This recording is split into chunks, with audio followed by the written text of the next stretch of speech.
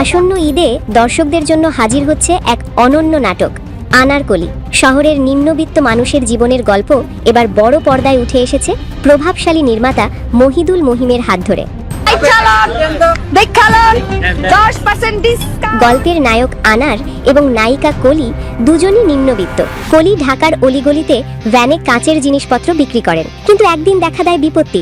আনার নামে একজন সেই একই গলিতে ভ্যানে প্লাস্টিকের জিনিসপত্র বিক্রি করতে আসে। শুরু হয় মুখের যুদ্ধ, ভ্যানে করে দুই বিক্রেতার মধ্যে বিরোধ।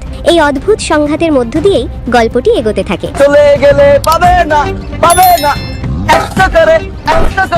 আনার চরিত্রে দেখা যাবে মুশফিক ও ফারহানকে, এবং কলি চরিত্রে অভিনয় করেছেন কেয়া পায়েল। তাদের অভিনয় গল্পটিকে জীবন্ত করে তুলেছে এবং দর্শকদের সঙ্গে এক মুহূর্তেরও সংযোগ তৈরি করছে।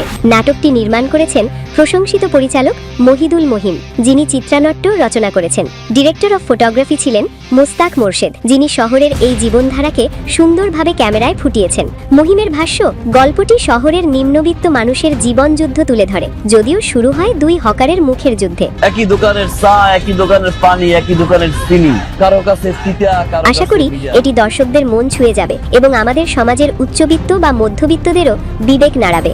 প্রযোজক এসকে সাহেদ আলী পাপ্পু জানান, আনারকলি আসছে ঈদের জমজমাট আয়োজনের অন্যতম চমক হিসেবে। নাটকটি সিএমভির ইউটিউব চ্যানেলে দেখা যাবে, তাই পুরো পরিবার সহ দর্শকরা বিনোদন উপভোগ করতে পারবেন। সব মিলিয়ে আনারকলি হবে এক অনন্য শহরে জীবনযুদ্ধের গল্প, হাসি, নাটক এবং সামাজিক বার্তায়। 10% ডিসকাউন্ট কলির দোকানের সব